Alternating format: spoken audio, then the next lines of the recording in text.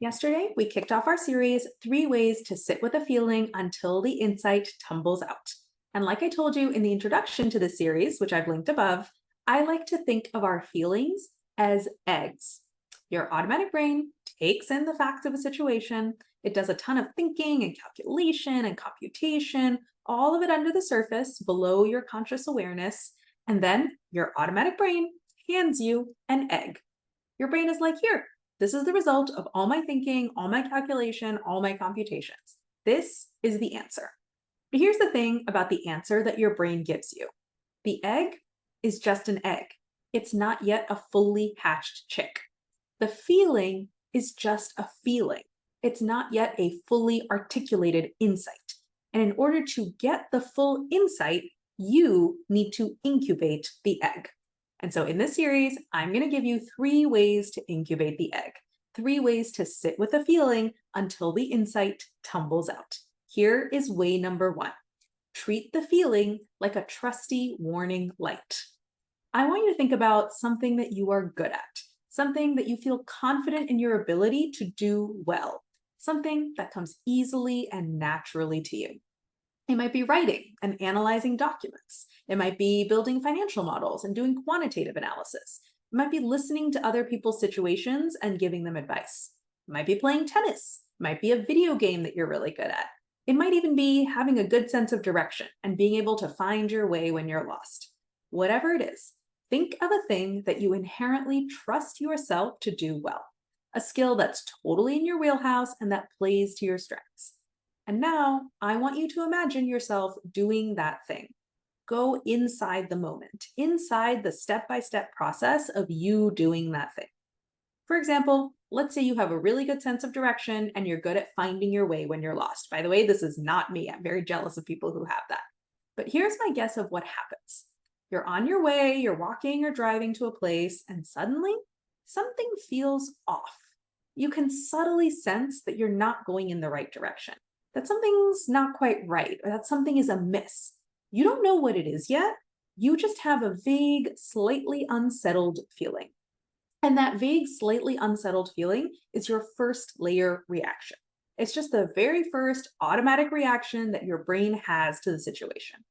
And then you also have a second layer reaction to your own first layer reaction. You have a wraparound feeling about your own first layer reaction. And when you're doing something that you think you're good at, something that you trust yourself to do well, that second layer reaction to your own vague, unsettled feeling is often something like, interesting. I wonder what feels off. I wonder what my brain has picked up on. And that wraparound feeling is often something like calmness, curiosity, and trust. And when your wraparound story around that vague, unsettled feeling is interesting, I wonder what my brain picked up on, and a feeling of calmness, curiosity, and trust, your next step tends to be to just wait until the insight that your brain picked up on precipitates out of your brain. So let's say you're on your way, walking or driving to a place, and suddenly something feels off. You pause, you look around, you scan the area, you wait, and suddenly an insight precipitates out of your brain. And you realize, I think we're going in the wrong direction. I know Google Maps said to turn right here, but I think it's just taking us on a loop for no reason. There's actually a shorter way to get there. And then you go in a different direction and you take the shorter route. Or let's say you're looking over a pitch deck that a startup sent you, and suddenly something feels off. You pause, you scan the pages, you kind of stare off into space for a few seconds, you wait, and suddenly an insight precipitates out of your brain. And you realize, I think they've overlooked a key issue. And when you factor that issue in, all these numbers change. We got to talk about this. And so you start asking questions about that issue. Or let's say you're planning out the next steps for a project that you're running, and suddenly something feels off. So you pause, stare at your calendar, you look at your documents, you scrunch your face up, you wait, and suddenly an insight precipitates out of your brain. And you realize we need one more meeting. We talked to these stakeholders, we talked to that partner team, but we haven't gotten this one key person alone to really hear their thoughts. Let's get that meeting on the calendar. And you go off to put your new plans into motion.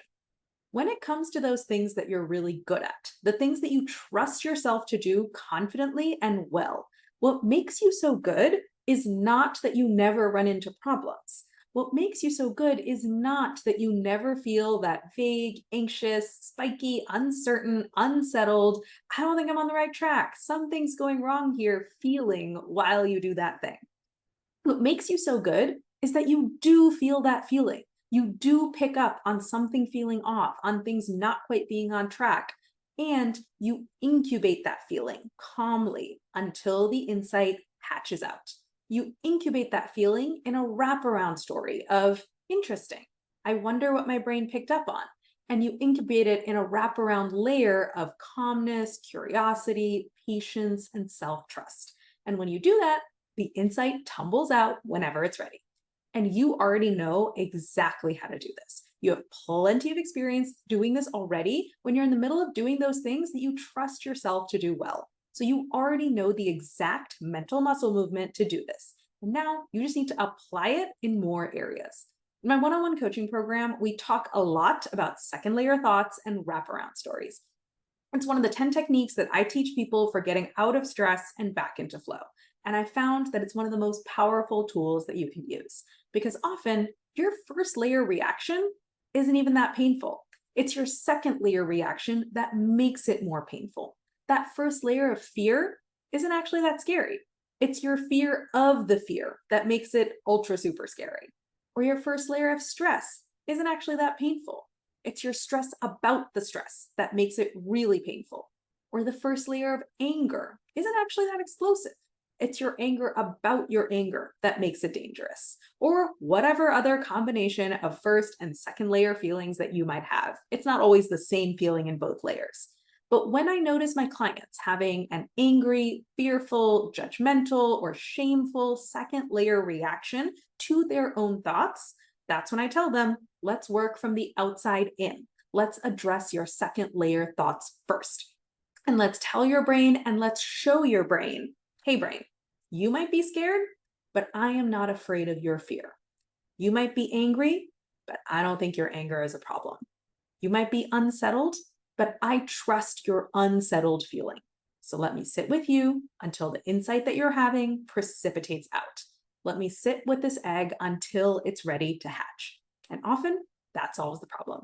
So I want you to get started trying this on your own. And if you get stuck, and you might get stuck, this can be a tricky skill to master, come and talk to me. And let's put together a plan to help you build mastery of this skill in the next few months. I'm ready whenever you are. The link to book a free consult call is above.